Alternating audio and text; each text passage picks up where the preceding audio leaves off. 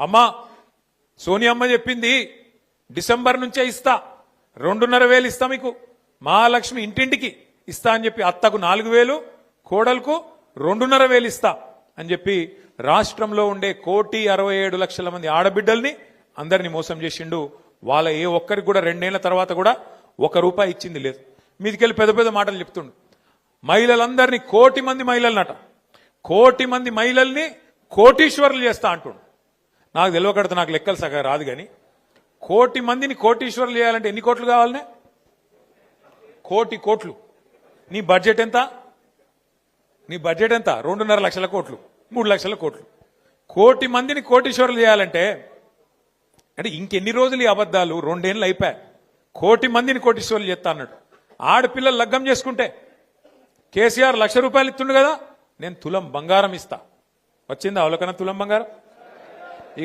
ఇంకా చెప్పుకుంటూ పోతే ఒకటి కాదు. ఇక చదువుకున్న వాళ్ళకి స్కూటీలు ఇస్తా, 420 ఉన్నాయి. ఏం చెప్పాలి? ఎన్ని చెప్పాలి? 420 420 హామీలు, నోటికి వచ్చిన అడ్డమైన అబద్ధాలు చెప్పుకుంటా సంపుకొని మొత్తానికైతే ఇవాళ గద్దెనెక్కి కూర్చున్నాడు. కూర్చొని ఏం చేసిండు మరి? 2 ఏళ్ళు మీకు నెలకు ₹1,000 ఎత్తా అన్నాడు. నెలకు ₹1,000, 24 నెలలు అయిపోయాయి. నెలకు 1,000, 6.5 లక్షల మంది ఆటో డ్రైవర్లు అనుకో.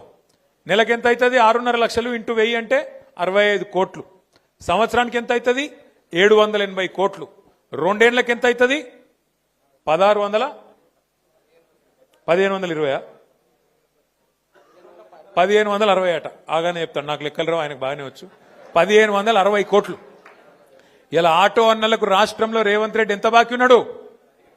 1,560 కోట్లు బాకీ ఉన్నాడు. యాది పెట్టుకోరు మీరు. కాంగ్రెస్ వాడు మళ్ళీ ఓటాడితే చెప్పాలి, బిడ్డ బాకీ ఉన్నావు, అదేవాడు కడతాడు రా అని అడగాలి. ఒక్కొక్క ఆటో మీద ఎంత బాకీ ఉన్నాడు? 2 ఏళ్లకు 24,000, నెలకు ₹1,000 చొప్పున 24,000 రూపాయలు బాకీ ఉన్నాడు. రేవంత్ రెడ్డి ఏమనుకుంటాడు ఎరికేనా? నాకు ఎరికే. ఏమనుకుంటాడంటే వీళ్ళంతా అమాయకులు, ఆఖరికి ఒక 6 నెలలకి ఇత్త అయిపోయాక ఇప్పటి నుంచి ఎందుకు, ఆఖరి 6 నెలలకి ఇత్త అన్ని మర్చిపోతారు మనోళ్ళు. అప్పుడే బుస్సుమంటారు, అప్పుడే తుస్సుమంటారు. ఏం కాదు, ఆఖరి 6 నెలలు ఇచ్చి నేను మాయ చేస్తా, మాయ చేసి మళ్ళా డైలాగులతోని నేను మళ్ళా గెలుచుకొని వస్తా అనే ధీమా మీద ఆయన ఉన్నాడు. ఆడపిల్లల్ని అట్లే మోసం చేసిండు, మిమ్మల్ని మోసం చేసిండు. ఇంకా గమ్మతేం తెలుసా? ఆటో సంక్షేమ బోర్డు అన్నాడు, నెలకు ₹1,000 అన్నాడు. కానీ కేసీఆర్ గారు 13.5 లక్షల మందికి ఆటో డ్రైవర్లకు, అదేవిధంగా మిగతా రంగాల్లో ఉండే అసంఘటిత రంగంలో ఉండే డ్రైవర్లకు ప్రమాద బీమా తెస్తే దాన్ని కూడా ఊడగొట్టిండు.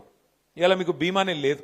అందుకే పోయినసారి సతీష్ ఆత్మహత్య ప్రయత్నం చేసినప్పుడు ఎల్లారెడ్డిపేటలో ఆ అశ్విని దవాఖానకు పోతే అక్కడ బయటకు వచ్చినాక నేను ఆగన్నకు, మన రామ్మోహన్కు, మనోళ్ళందరికీ చెప్పి అట్లా కాదు, మనమన్నా చేద్దాం, ఈ ప్రభుత్వానికి సిగ్గు రావాలి, వీళ్ళకి నిజంగా సిగ్గు లేదు, ఉన్నది కూడా ఊడగొట్టిండి ఈయన అని చెప్పి ఆలోచించి లెక్కలు తీయమని తీస్తే మనోళ్ళు ఏం చెప్తున్నారంటే దగ్గర దగ్గర 7 నుంచి 8 వేల మంది ఆటో డ్రైవర్లు ఉంటారు మన రాజన్న సిరిసిల్ల జిల్లాలో అని చెప్పిండ్రు. నేనేం చెప్పినా అంటే ఒక ప్యాసింజర్ ఆటోనే కాదు, ట్రాలీ ఆటో ఉండొచ్చు, లేదా ఇంకొక మాట కూడా నేను మీకు ఇస్తా ఉన్నా ఈరోజు. ఒక ప్యాసింజర్లు మాత్రమే కాదు, ప్యాసింజర్ ఆటోలు మాత్రమే కాదు, ట్రాలీ ఆటోలు కానీ, వ్యాన్లు కానీ, అట్లాగే జీపులు కానీ, లారీలు కానీ, ట్యాక్సీలు కానీ, ట్రాక్టర్లు కానీ, వాళ్ళ లిస్టు కూడా తీయండి. వాళ్ళకు కూడా సంక్రాంతి వరకు వాళ్ళందరూ కూడా ఇన్సూరెన్స్ చెప్పిద్దామని చెప్పి కూడా నేను మీకు విజ్ఞప్తి చేస్తా ఉన్నాను. చాలా చాలా చాలా సంతోషం, మంచిగా అనిపించింది. లక్ష్మీనరసింహారావు గారు మాట్లాడితే వారు అన్నారు, వాళ్ళకు ఆరోగ్య సమస్య వస్తే నేను కార్డు ఇస్తా, మా కరీంనగర్లో మా చెల్మేడ ఆనందరావు దవాఖాన ఉంది, ఆ దవాఖానాలో ఉచితంగా వైద్యం ఇప్పిస్తా అన్నారు. వారికి కూడా గట్టిగా సపట్లు కొట్టి ఒకసారి అభినందనలు చెప్పాలని చెప్పి కూడా నేను కోరుతా ఉన్నా. ఈరోజు మనం రాజన్న సిరిసిల్ల జిల్లాలో తీసుకున్న ఈ కార్యక్రమం నాకు తెలిసినంత వరకు ఇంతకుముందు రాంబాబు యాదవ్ గారు చెప్పినట్టు ఒక 10 మందికి ఆలోచన కలిగిస్తుంది, 10 మందికి ప్రేరణ కలిగిస్తుంది, మిగతా జిల్లాలో కూడా కదలిక వస్తుందని చెప్పి నేను ఆశిస్తా ఉన్నా. మే 1 కార్మిక దినోత్సవం తప్పకుండా నేను రాంబాబు యాదవ్ గారిని కూడా కోరుతా ఉన్నా. మరి ఇప్పుడు మనం డిసెంబర్ మాసంలో ఉన్నాం, జనవరి, ఫిబ్రవరి, మార్చి, ఏప్రిల్ ఇంకా 4 నెలలు ఉంది.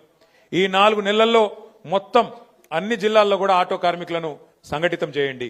రాబోయే బడ్జెట్లో గనక రాష్ట్ర ప్రభుత్వం ఆటో సంక్షేమ బోర్డు పెట్టకపోతే హైదరాబాద్ లో మహాధర్నాకు దిగుదాం పెద్ద ఎత్తున హైదరాబాద్ లో. ఎందుకంటే మీకు తెలుసు, సరిగ్గా 16 ఏళ్ల కింద కేసీఆర్ గారు ఇదే డిసెంబర్ నెలలో కొట్లాడితేనే తెలంగాణ వచ్చింది. కాంగ్రెస్ వాడు ఏది మర్యాదగా ఇయ్యాడు, గల్లా పట్టుకుని క్యాబే అంటేనే ఇస్తాడు, గల్లా పట్టుకోవాలి క్యారే అంటేనే ఇస్తాడు తప్ప లేకపోతే ఇయ్యడు. అందుకే నేను అంటున్నా, మర్యాదగా బడ్జెట్లో పెట్టినరా సరే సరి, లేదంటే ఫిబ్రవరి మాసంలో బ్రహ్మాండంగా హైదరాబాద్లో ఒక మహాధర్నా కార్యక్రమం పెట్టుకుందాం, ప్రభుత్వం దిగి వచ్చేదాకా వాళ్ళు ఎంబడబడదామని చెప్పి కూడా నేను విజ్ఞప్తి చేస్తా ఉన్నా. ఇంకా కొన్ని ఆలోచనలు కూడా ఉన్నాయి. మీరందరూ కలిసి మరి ఒక మంచి క్రెడిట్ సొసైటీగా ఏర్పడితే, మన జిల్లాలో క్రెడిట్ సొసైటీగా, కోఆపరేటివ్ సొసైటీగా మీరు ఏర్పడితే, నేను మా అన్న ఆగన్నకు రిక్వెస్ట్ చేస్తున్నా, కూర్చోబెట్టి మాట్లాడు. కొన్ని దగ్గరలో చేసినట్టున్నారు. సొసైటీకి ఏర్పడితే కొన్ని లాభాలు కూడా ఉంటాయి, కొన్ని మైక్రో లోన్స్ వస్తాయి. మీకు కూడా కొంత, ఇప్పుడు వ్యాపారం నడుస్తలేదు కాబట్టి ఆగమాగం ఉన్నది కాబట్టి పరిస్థితి, ఎవరు చచ్చిపోకుండా ధైర్యం ఇచ్చినందుకు. ఆ రోజు కేసీఆర్ గారు 2005-6లో ఇక్కడ సిరిసిల్లలో నేతన్నలు చచ్చిపోతుంటే 50 లక్షల రూపాయలు తీసుకొచ్చి ఇక్కడ ఒక సొసైటీ ఏర్పాటు చేసి, పద్మశాలి సంఘం పెద్దలకు, అప్పుడు వంగర్ నరసయ్య గారని పెద్ద మనిషి ఉండే, వారి చేతుల్లోనే డబ్బులు పెట్టి ఇప్పటిదాకా లోన్లు నడుస్తూనే ఉన్నాయి. వేలాది మందికి లాభం కూడా దాంతో జరిగింది. ఎవరు చచ్చిపోకండి, తెలంగాణ వచ్చినాక నేను కాపాడుకుంటా అని చెప్పి ఆ రోజు ధైర్యం చెప్పిండు కేసీఆర్ గారు. ఇవాళ నేను కూడా మిమ్మల్ని కూడా కోరేది ఒకటే, మీకు అండగా మేమున్నాం. కష్టమైన నష్టమైన ఒక సొసైటీ ఏర్పాటు చేసుకొని దానిలో కొంత మూల నిధి పెట్టుకొని తప్పకుండా సూక్ష్మ రుణాలు అంటే మైక్రో లోన్స్ ఇచ్చుకొని మీరు ఎక్కతక్క మళ్ళీ ఆగం కాకుండా ఎవరికైతే అవసరం ఉందో వారే నడుపుకునేటట్టు ఒక సొసైటీ లెక్క ఏర్పాటు చేద్దాం.